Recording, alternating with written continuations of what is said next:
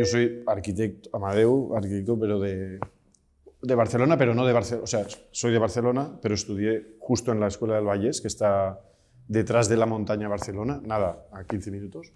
Y me presentaría como de ahí, aunque me he movido, o sea, porque he vivido, sí, un año estuve dando clases fuera del sur de Estados Unidos y este año también en el norte. Pero casi siempre mi centro, y en Madrid he tenido mucha relación, pero mi centro ha sido el Vallès y la escuela, por ahí. Y como arquitecto me defino, sí, una mezcla como de, lo que decía yo, de 4 cuerpos. O sea, estoy como implicado en la docencia, también en la gestión académica, en el mundo editorial y en la práctica. O sea, intentando que ninguna de las 4 sobresalga. O sea, ¿sabes? Como que ninguna es la importante en ese sentido. Me interesa como la arquitectura en estos 4 campos indistintamente y que lo que más relevante sea es que no destaquen ni una, cosa que es incómoda, digamos. O sea, que nadie, no está preparado como a veces determinada gente como para que... ¿no? Para clasificarte, si eres un arquitecto de despacho o si eres del mundo académico o eres crítico, ¿no? Entonces, cuando juegas a más bandas es un poco indefinido en este sentido. Hombre, yo no lo considero, pero es así. Y esto lo descubrí yo cuando hacía segundo de carrera y tercero, me fui dos veranos a trabajar a Londres a un despacho y yo lo descubrí en ese momento, porque estaba trabajando ahí en un despacho que eran los conocidos de mi padre, no sé qué. Y un señor mayor que tenía detrás en la mesa de dibujo me preguntó, ¿de dónde eres? Y le digo, de Barcelona. Y me dice, ¿y dónde estudias? Digo, en Barcelona. ¿Y tus padres de dónde son? Y digo, Barcelona. Y entonces ya el tío estaba buscando, ¿y tus abuelos? Digo, de Barcelona. Pero ¿y tú dónde vas a trabajar? Digo, joder, en Barcelona. O sea, es que no entendía la pregunta. Y entonces me dijo, no entiendo nada, porque yo soy... Entonces me empezó a contar que él era de Glasgow, de no sé qué. Y me di cuenta de eso, de que era una situación no normal, cuando todavía había pensado que lo normal era aquí naciste y aquí moriste, digamos, ¿no? Que es lo que pasa en todo el mundo. No es que yo me considero de Barcelona, porque yo de hecho tengo muchas afinidades en Madrid por temas de la universidad, históricamente, desde que era joven. He vivido algunas veces, que no es que tenga... No es que me sienta de Barcelona, pero realmente soy de Barcelona. Pero en ese sentido me siento de Barcelona, claro que me siento de Barcelona, pero que no es por voluntad, digamos. Ni es que me atraiga esta condición. Cuando te mueves un poco ves que me atrae otras culturas que se mueven mucho más y que son un poco más nómadas en generaciones. Me da un poco de angustia esta cosa, como que tu destino está ahí y no se mueve, ¿no? Yo estuve muy próximo a Frank Fernández, un arquitecto, y cuando los últimos años me puse a trabajar con él. Luego me tocó hacer el servicio militar en Quaderns, hacía como un servicio sustitutorio al militar, y estuve vinculado ahí a la etapa de Manel Gausa de Quaderns, de arquitectura, que era una revista que se hacía en el Colegio de Arquitectos, bueno, se hace. Y estos no es que sean mentores en el sentido de... pero son la gente que me interesaba en ese momento y me influyó muchísimo en la forma de hacer, la forma de pensar. Y luego conocí desde Quaderns, que estuve vinculado a ACTAR, a Federico Soriano de Madrid, y estuve muy vinculado a ellos. O sea, para mí estos son como la gente que me interesó de joven, y yo, claro, de joven estás con los ojos abiertos y absolutamente te influencian o te interesan, y obviamente compartes el diálogo, o sea, compartes. Su diálogo te influye y luego tú lo compartes, lo disfrutas, y seguro que hay este linaje, por decir algo. Pero bueno, lo mismo también me ha interesado mucha gente que no conozco de nada, o sabes, que no has tenido ningún mentor, como dices. Los 3 que te he nombrado, porque son los 3 personas que conozco a finales de carrera, es decir, cuando ya llevas 4 años y sabes cómo empiezas Por casualidades, Frank Fernández fue profesor mío en quinto. De hecho, lo tuve en segundo, pero en otro grupo, y luego en quinto. Y me puse a trabajar con él. Nos fuimos de viaje a Buenos Aires, hace como un mes. Empezamos con la Universidad de Buenos Aires y luego seguimos con un intercambio. Y luego trabajé con él. Y este es un arquitecto, profesor de la escuela. Se acaba de jubilar este año, o sea, este agosto. Y tenía un despacho también. De hecho, hicieron las piscinas olímpicas de Barcelona. O sea, un arquitecto de los años preolímpicos, justo ahí él era joven. y hizo cosas en el 92 en Barcelona, y luego ha seguido haciendo cosas muy interesantes, o sea, muy arquitecto en ese sentido, muy de oficio, muy interesante y muy atento también, una persona muy atenta a la música, a la literatura, a la cultura, al arte, o sea, que siempre ha sido un disfrute. Manel Gausa lo coincidí porque era el director de Quaderns y él en ese momento estaba tejiendo unas redes y era muy generoso con gente joven. También te digo, estos tres para mí han sido súper generosos con gente joven, porque cuando uno es joven tiene, no sé, 20 años, y te das cuenta cómo te trataban de bien y cómo compartían conversaciones. Y Manel Gausa era el director de Quaderns mucho tiempo. Después, ahora es catedrático de Génova. Vive en Barcelona, pero da clases en Génova y va y viene. Y es un intelectual muy interesante, muy de abrir campos, o sea, muy generoso en abrir campos de arquitectura. Siempre ha tenido práctica, pero se ha basado más, y docencia, pero más en la crítica también y en la generosidad de entender como estrategias, dinámicas, qué es lo que está pasando en el mundo de la arquitectura e intentarlo ponerle nombres y apellidos. Es un gran inventor de nombres y como de definiciones. Esto es esto, ¿no? Lo que se está haciendo, y encuentra como una capacidad enciclopédica y generosa de crear nuevos nombres, ¿no? Me acuerdo, cada revista de Quaderns, el título era como un nombre nuevo que se inventaba para definir unas estrategias contemporáneas que, claro, no se habían sucedido antes, ¿no? Y el otro, Federico Soriano, lo mismo. Federico Soriano es un arquitecto de Madrid, profesor de Madrid. Yo tuve la oportunidad de hacerle una monografía cuando era muy joven y entonces lo conocí ahí y entonces me ofreció dar clases en Barcelona con él. Y me puse a dar clases con él también. Y Rosa Rull, que la conocía en ese momento, también una profesora y arquitecta muy buena de Madrid, de Barcelona.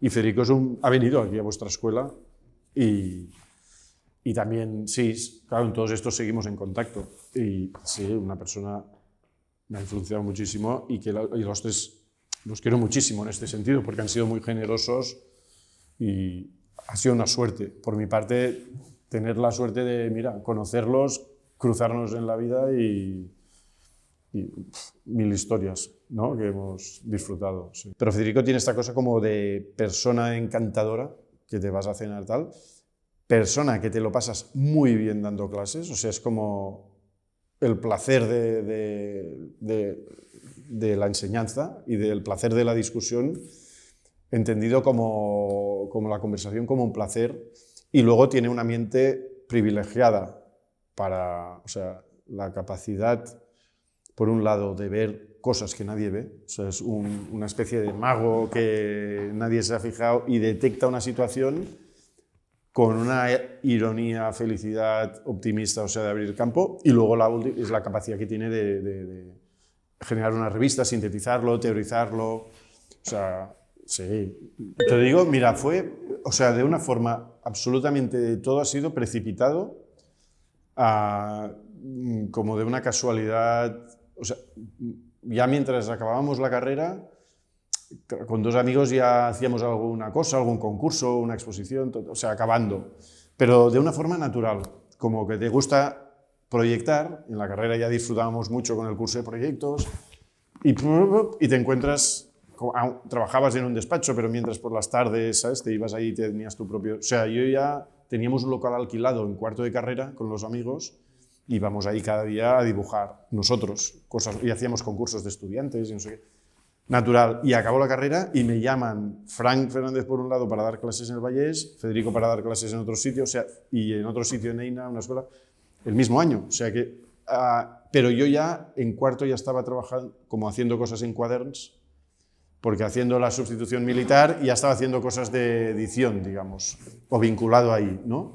Y que fue como, no sé, me encontré gestionando cosas de edición, gestionando clases, sin que esto, siempre lo he dicho, dice mucho de ellos, porque de Frank, Federico, estos, cuando me invitan a dar clases, yo no tenía ni idea de dar clases, o sea, ni idea, no de dar clases, de qué era en qué significaba dar clases.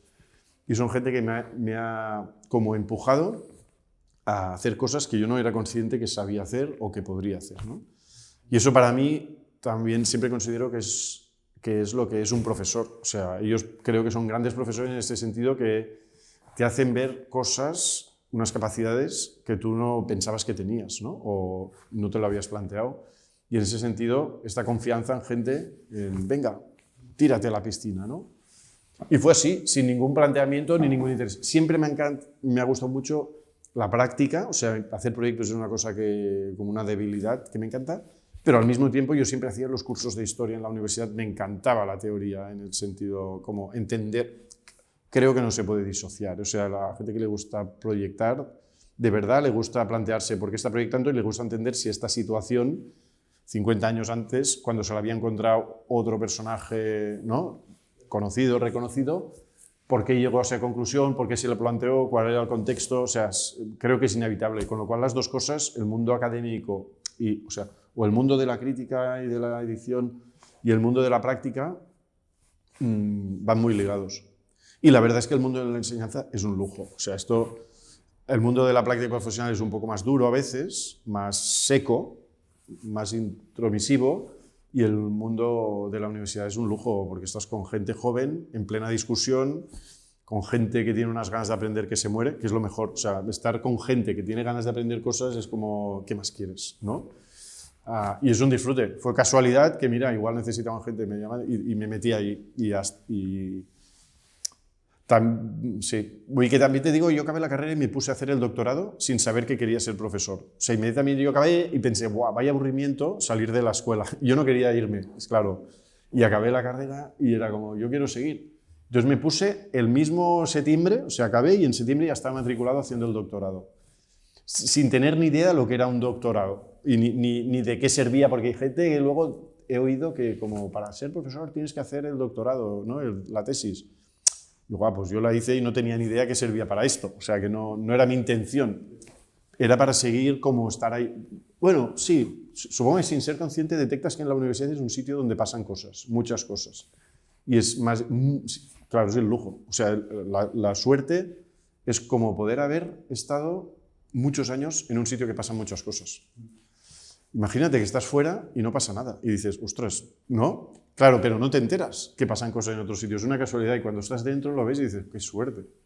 Te explico cómo era en Barcelona cuando acabé, en España era el mismo sistema, y cómo es ahora, ¿eh? Ha cambiado mucho, y va mucho en la línea de, bueno, se está acercando el modelo más norteamericano en este sentido. Cuando acabé, los concursos eran abiertos, la mayoría, abiertos, anónimos, o sea, podía participar quien quiera, con un lema. Básicamente, y era dos DIN A3 o DIN A2, no excesivamente paneles, y había alguno muy bestia que igual sí que había un restringido. ¿Qué pasaba? Que podías participar, perdías o no perdías, pero tú tenías las mismas posibilidades que una persona que tuviera pues, más edad y hubiera construido más. Esto creo, por un lado, que es una ventaja, o sea, hay tres ventajas para mí. Una para la ciudad, porque en verdad estás evaluando el proyecto que genera, ¿no?, más interés para el jurado en ese caso, independientemente quién haya detrás. La segunda es que genera oportunidades para gente que igual no había hecho nada antes, sea joven, sea viejo, sea de dentro, sea de fuera, es decir, si legalmente. Y la tercera cosa, bueno, y que ya no es un tema de oportunidad, me parece que es una casi ilegalidad en un país que tienes un título legal, administrativo, que te permite construir auditorios, que luego la administración misma que te ha dado el título te diga que tienes que haber hecho 5 auditorios para presentarte este concurso. Esto me parece que es una ilegalidad y irresponsabilidad. Es una cosa que ya pasó en Alemania hace años tal, y lo que está perdiendo la ciudad o el país, digamos, es calidad arquitectónica porque se está haciendo homogénea. Porque claro, el que ha hecho 3 hospitales va a hacer el 4, con lo cual será de esa línea. Con lo cual lo que haces es como reducir mucho el campo, o sea, hacerlo homogéneo, y para mí acabas reduciendo calidad y acabas reduciendo sobre todo experimentación o posibilidades de exploración, de ver la ciudad como un territorio sin miedo, de explorar otras situaciones de otras épocas, y no tanto para que seas joven o no joven, me da igual. Con lo cual esto se ha complicado. Ahora administrativamente te piden solvencia técnica, solvencia económica, o sea, una cantidad de cosas bastante bestias. Por el otro lado, los propios arquitectos nos hemos puesto como demasiadas... o sea, la cantidad de dibujos que se hacen ahora para un concurso, renders, ¿no? Exigencias, que dices, tranquilo, si para explicar 2 ideas puedes explicarlas de una forma más tranquila, Entonces ya presentarte a un concurso requiere unos recursos económicos o físicos muy bestias. Y esto a mí ya me pilla tarde, o sea, ya me da igual un poco, o sea, me da igual personalmente, pero no me da igual como modelo, creo que no es bueno. Yo soy ultra defensor radicalmente del concurso anónimo y de una vuelta.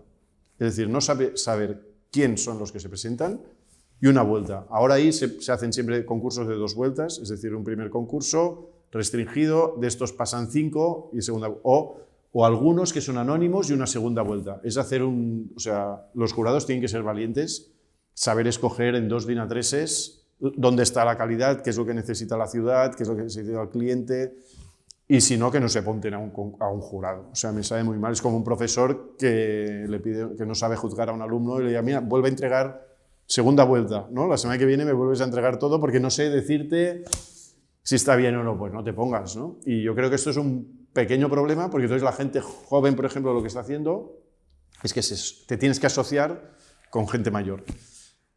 Esto es un problema porque luego el sistema económicamente, el despacho te lo dificulta, y luego que la calidad del producto, o sea, arquitectónico, también entras en situaciones de negociaciones que acaban en unos acordes neutrales, porque se juntan 3 despachos y lo que sale es una cosa más blanda. O sea, al final lo que estás cortando es la experimentación y donde puede haber algo un poco más emocionante de investigación, digamos, ¿no? Y la otra cosa, que esto está generando, obviamente, naturalmente, una variación del producto del arquitecto como... El arquitecto que trabaja, ahora te hablo de la práctica constructiva, que hay muchos tipos de arquitectos, pero ese genera un modelo distinto, que es lo que hay en Estados Unidos, por ejemplo, que hay despachos muy grandes, muy solventes económicamente, técnicamente, despachos de más de 100 personas, es decir, el gran despacho, como trabaja en Estados Unidos, o el micro despacho de 1 persona o 2 personas y haces una casita. Claro, el privado, que es que trabajas para el privado, tienes contactos o lo que sea, o te confían en ti y te encargan una cosita pequeña. Y hay estos 2 modelos, o el hiper pequeño y trabajas más en un campo más artístico, más no sé qué, o el súper solvente, más cercano ideológicamente a ingenierías, a maneras de trabajar. Yo creo que esto es una pérdida, sí. Pero esto es lo que pasa en España, ¿eh? El modelo como está... Bueno, en España te estoy diciendo más concretamente en Barcelona, porque eso cada administración, el nivel de concurso lo gestiona un poco distinto, pero es esto. Y yo creo que esto es una pena. Antes es que era muy fácil, cuando yo acabé era, el día siguiente, ¿hacemos un concurso? Sí, un fin de semana, pum, lo perdías, porque yo soy un profesional de perder concursos, es lo que más bien se me daba era perderlos, pero sí. Pero ahora es un poco más difícil, digamos. Yo trabajé del 2000, que acabé la carrera, al 20, con Humberto Biotto, que tenemos un despacho que se llama NUC, luego Humberto dejó la parte arquitectónica del despacho, y estoy con Esteban de Backer con otro despacho que se llama Barlevit, ahora, despachito, Pero casi siempre, o sea, en esos años, casi todo ha sido administración pública. O bien nosotros teníamos una práctica al principio haciendo exposiciones, nos habían encargado administración pública, que era encargo muy pequeño de museos, centros culturales de la ciudad, y habíamos hecho bastantes. Y concursos, sí, 2 o 3 que habíamos, y eso es lo que nos había dado trabajo básicamente. O pequeños encargos de administración, muchos encargos pequeños también, que no hace falta hacer concursos, si son menos de un determinado cantidad de honorarios. Básicamente, y por el privado muy poquito, alguna cosita, pero muy poquito, casi, no sé por qué. Pero eso, bueno, supongo que depende de los contactos o relaciones que tengas, o tu entorno, tu contexto, pero casi siempre ha sido administración nosotros, casi todo, sí. Pero, te digo, yo no soy un modelo de despacho 100% con constante trabajo. Siempre he tenido muy poquito trabajo, éramos 2 socios, a veces alguna gente que nos ayudaba, ¿sabes? 1 o 2 en el despacho máximo más, muy pequeño, muy controlado y siempre haciendo clases fuera, o sea, siempre mezclándolo todo un poco. No es el modelo de despacho o de oficina. De hecho, el concurso de la escocesa que ganamos en el 2009, y ahora hemos hecho de los 2 edificios, hemos acabado la construcción de uno. Cuando ahora rehicimos en 2020, nos encargaron de hacer el proyecto ejecutivo. Claro, lo que habíamos aprendido desde el 2009 al 2020, cuando hicimos la primera anteproyecto, habían pasado 10 años y en esos 10 años nosotros habíamos cambiado el conocimiento que teníamos básicamente en temas técnicos, en temas conceptuales, en temas de sostenibilidad, de cómo gestionar el aire, cómo gestionar la materia. Claro, y espero que siga, o sea, es que si estás, sí, ha variado muchísimo, claro, la forma de afrontarlo, los intereses, te vas posicionando, claro, a medida que vas creciendo, digamos, de golpe te interesan como unas situaciones que antiguamente no te interesaban y eras un fresco, por decir algo. Dices, eso pasaba de todo, ¿no? Y de golpe te interesa, poco a poco, sí, va cambiando. Creo que es lo interés. A mí me interesa, ¿eh? O sea, no me interesa cómo generar, tampoco tengo ningún interés en generar un material homogéneo o consistente en sentido de unidad, sino es una práctica y si voy aprendiendo cosas y me generan interés y creo que hay algo ahí que hay que abordarlo, pues hay que abordarlo, ¿no? ¿Hay algún interés en particular en la actualidad?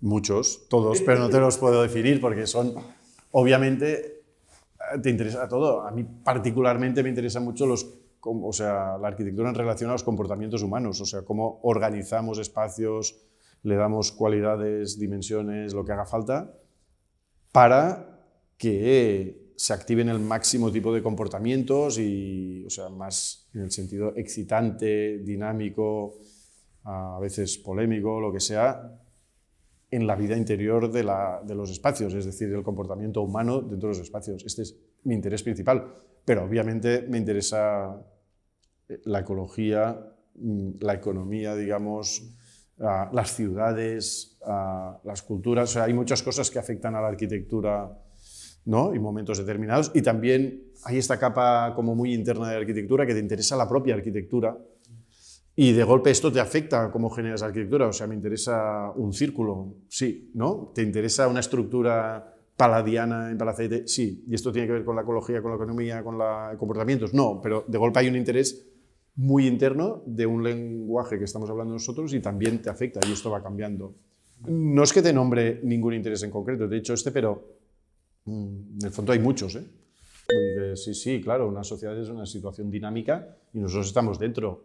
Y yo no creo que el arquitecto sea como una cosa que debe servir a la sociedad, que es una cosa que me gusta, porque nosotros somos sociedad. O sea, es como, no me extraigo de la sociedad, yo soy perfectamente un humano dentro de la sociedad y actúo igual que cocino, dibujo o construyo o hablo en una clase y en cada acción que uno hace tiene su responsabilidad en el momento que está, en la cultura que está y en la situación concreta que está. Y ahí hay que leerlo. No voy a dotar la arquitectura de una cierta mensaje como cargado de una, ¿sabes? Tiene eso añadido una mochila, creo, con cualquier profesor, ¿eh? Porque digo profesor, pero puede ser profesor de primaria, tiene exactamente la misma responsabilidad, o una persona que está trabajando aquí en un jardín fuera de tu casa, o una persona que está reparando un semáforo, tendrá su condición y sus técnicas, sus conocimientos, sus intereses personales y no creo que haya una... Bueno, no creo, no es un tema de creencia, pero que haya que dotar la arquitectura de un especial rol en la sociedad. Creo que el rol tiene que ver con la sociedad, es decir, el rol obviamente social, obviamente, y creo que está siempre, tampoco lo considero súper novedad, la responsabilidad social, la responsabilidad ecológica, obviamente, económica, cultural, ¿no? Y ahí cada uno en cada trabajo o acción que hagas, digamos, da igual si es trabajo o no, si es remunerado o no, lo afronta, ¿no?, con su posición de responsabilidad. No como arquitectos haya un rol que, o sea, es decir, tenemos que ser responsables con el clima, claro, obviamente, pero también si cocinamos o vamos, ¿no?, nos movemos por las ciudades o por lo que sea, creo que la forma de actuar es la misma, o sea, hay gente responsable, gente no tanto. Yo creo más en roles humanos que profesionales. Creo que también te diré que la profesión para mí es un invento. O sea, un invento Es decir, arquitectos nos lo decimos nosotros, que somos arquitectos. Se han construido cosas, a veces, sin arquitectos, obviamente, están en la misma situación. Es como si eres cocinero, no eres cocinero, eres cocinero o arquitecto. Si te ganas la vida de arquitecto, no. O sea, hay unos roles un poco inventados, es decir, a un médico o un abogado, ¿no? Bueno, eso nos lo hemos inventado un poco, estos nombres, y sirve para obtener una formación y entrar en un grupo de gente que habla unas cosas de interés compartido. Pero no hay más, yo creo que en el fondo tú formas parte de una sociedad y ahí tú tienes un rol, o sea, tienes el que tú quieras de rol, no porque seas A o B. También considero que arquitecto es una cosa temporal, digamos, o sea, que puede ser ahora, pero igual mañana cambio de forma de ganarme la vida porque me ha interesado, porque he tenido que hacer o hacerlo, y no creo que me cambie mi rol, o no sé, o no debería, no sé. Actualmente estoy enseñando, o sea, este año concretamente estoy en Penn State, que es una universidad en Pensilvania, porque estoy como un año como de movilidad, pero yo estoy fijo en la Universidad del Vallès, o sea, en la misma, esta cosa como que tenemos de raíces, que entré con 18 años y ya no he salido, digamos, ¿vale? Y ahí estoy enseñando. Ahí estoy en segundo de carrera, en proyectos, yo siempre estaba en proyectos, y vamos variando también, pero sí, y la docencia lo vemos como no yo personalmente, porque también todo lo que te estoy diciendo, te hablo yo, pero yo creo que no tengo nada de yo, en el sentido, o sea, que cuando te hablaba de Federico, Manel o Frank, y más gente te podría hablar, muchos más, ¿no? Y es como una conversación y las cosas han salido. O sea, yo no doy docencia solo, nunca. No he hecho práctica profesional solo, nunca. Con lo cual, siempre ha sido una conversación. Y en clase, los que estamos en el grupo de cursos, hay como varios grupos en la universidad. O sea, hay un grupo que estamos más implicados en el departamento y en estos tenemos unas discusiones de docencia, metodología, de contenidos, y por lo cual nos vamos, ¿no?, como gestionando, y luego hay el grupo de tu taller concretamente que discutes y ahí decidimos, no es que yo tenga una posición, pero siempre entendemos como la arquitectura y el curso de proyectos como un lugar de generación de pensamiento arquitectónico. Yo lo decía el otro día como, para mí, intentar pensar a través de un adverbio, o sea, intentar a pensar y a proyectar a través del adverbio arquitectónicamente. No aprender a mirar o aprender a dibujar, sino aprender a dibujar arquitectónicamente, aprender a mirar arquitectónicamente, aprender a construir arquitectónicamente, aprender a organizar una comunidad arquitectónicamente, o cuál es la oportunidad si lo haces trabajando desde este adverbio más que del verbo, ¿no? Y a partir de ahí, nuestro curso básicamente trabaja en capas sociales. También integramos en segundo curso. Yo estoy en segundo curso, que me encanta, porque los estudiantes aún tienen muchas ganas de entrar a jugar y tienen los ojos abiertos y son muy receptivos a cualquier información, y es muy agradecido. Y les entramos distintas capas de aproximación al proyecto, como en nuestro caso capas de organización social, nosotros le llamamos ocultas, como la cara oscura de la sociedad, cómo los organizamos y cómo entendemos que estas capas forman parte también de una organización natural. Es decir, nosotros decimos, en la ciudad es donde hay ladrones, porque no están en el bosque, con lo cual una prisión, estructuras como una prisión, o estructuras como tienen que ver con la prostitución, las drogas, conflictos forman parte de la ciudad y de la estructura urbana, y cómo las gestionamos. Y paralelamente a esto, estas estructuras que a veces nos parecen ocultas, de golpe hay unas organizaciones mucho más interesantes que estructuras convencionales. O sea, también podemos aprender de esas estructuras para organizarnos arquitectónicamente. Y entonces, nosotros trabajamos estos temas básicamente en la ciudad consolidada, ¿eh? Y ahora estamos experimentando desde hace un año, que es interesante, es que el proyecto trabajamos en grupos de 3 estudiantes, lo empieza un grupo, le hacemos una pregunta que puede ser o de carácter social, tenemos 5 preguntas, o ecológico, o de volumen, sencillamente. Tiene que modificar el proyecto y en 2 semanas le pasan el proyecto a otro grupo.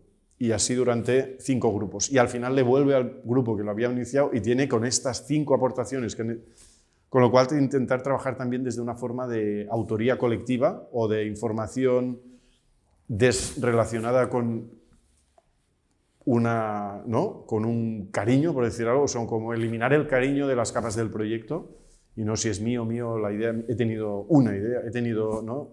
Tengo una idea. Entonces prohibimos bastante que nos digan he pensado y tengo una idea en clase. Damos por supuesto que todo el mundo piensa y todo el mundo tiene ideas, con lo cual no hace falta decirlo.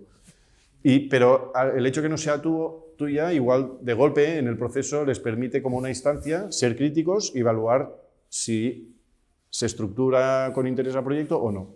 Y estamos trabajando. De hecho, nosotros lo que nos gusta básicamente es explorar bastante y situarlos bastante fuera de, o sea, situaciones incómodas, de estas como de que exploren un poco situaciones no tan lineales, ¿no?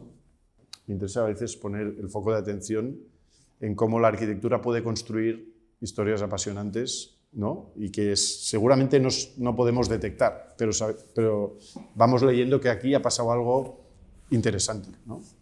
También yo considero, y en discusiones lo hemos tenido, que el aprendizaje no es una cosa que puedas detectar fácilmente. O sea, es una situación que la ¿no? Vas aprendiendo, pero aprender de golpe, aprender lo que es aprender, no. Vas, ¿no? Aprendiendo y constantemente, una semana que vienes aquí, viendo los proyectos, conociendo gente, piensa en una semana te están presentando como gente, este es Freddy, este es tal, y este era tal, y este era tal, y este estaba en contacto en este, o sea, y si te das cuenta en una semana y dices, wow, qué cantidad de cosas que he aprendido de la arquitectura peruana, de Lima especialmente, del urbanismo de la ciudad, siempre estás en esta situación. Yo creo que esto es un lujo, o sea, ¿qué es lo que ¿no? ¿En qué momento? ¿Qué ha sido lo difícil? No tengo ni idea. No tengo ni idea. Sé que es una de las situaciones más excitantes. O sea, si pudiera tener recursos económicos para no parar de aprender, y quien dice aprender dice viajar, moverse, hablar con gente, lo que tú estás haciendo me parece fenomenal porque es una forma de aprendizaje. Tiene este punto de placer. Y también aprender como para no aplicarlo, ¿eh? O sea, me da como que da igual, o sea, que es como el placer de descubrir cosas, de aprenderlas, de entender. Sí, tiene que ver con la curiosidad, ¿eh? Que es eso, lo de Paula y Sergio, de saber qué hay ahí detrás, por qué ha pasado esto, ¿no? Aquí cuando ves los crecimientos de los últimos 50 años de Lima, cómo ha crecido, por qué esta vía, por qué esto aquí, es apasionante, o sea, porque vas como situando cosas y relacionando. Y yo creo que esto, lo que dices, ¿difícil? No, no ha sido nada. Es que no es una cuestión de dificultades, es una cuestión de ir...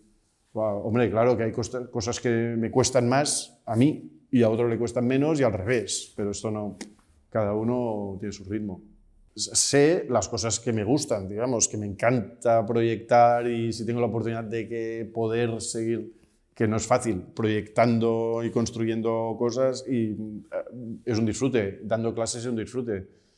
Pero también se han abierto nuevas capas que no me esperaba. O sea, me puse a hacer he estado como con la gestión del departamento 5 años en el Vallés y es una situación de estas que no preveías. Igual que también meterme en la escuela, yo no lo preveía cuando acabé la carrera. Y te das un golpe que lo disfrutas muchísimo también. Y yo creo que no sé, y que no tengo, la verdad es que no sé. O sea, sé lo que estoy haciendo, lo estoy disfrutando, pero también sé que puede aparecer otra situación y que la puedes disfrutar.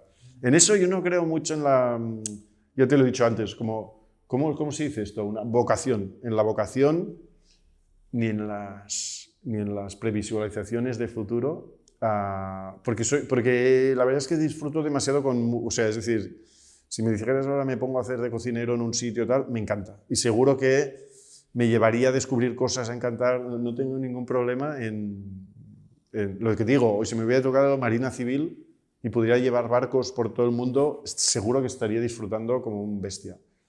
Y que no me da miedo que de golpe la arquitectura, porque el sistema general de la administración no te dejan hacer concursos, no puedes participar, me da igual, o sea, mala suerte. Lo he pasado muy bien y si tengo que hacer otra cosa, creo que hay campo para aprender en muchos rincones y pasarlo muy bien. O sea, que también esto sí que es una prioridad. O sea, que es lo que te digo, que también yo creo la gente, como lo que decía Federico, Franco, Manuel, Eduardo, Pedro, todos estos, Rosa, ¿no? Como que son gente que está como implícito la producción y el disfrute, ¿no? Y la curiosidad del disfrute también, ¿no? Y eso sí, que tenga que hacer lo que tenga que hacer, tampoco me lo planteo. Mira, este año me he ido un año y no era un planteamiento que estaba ahí, salió la oportunidad, podíamos hacerlo en casa y venga, pues nos vamos.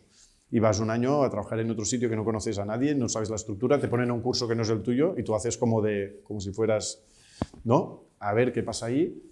Y es muy interesante también, muy interesante ver otro sistema desde otro punto de vista.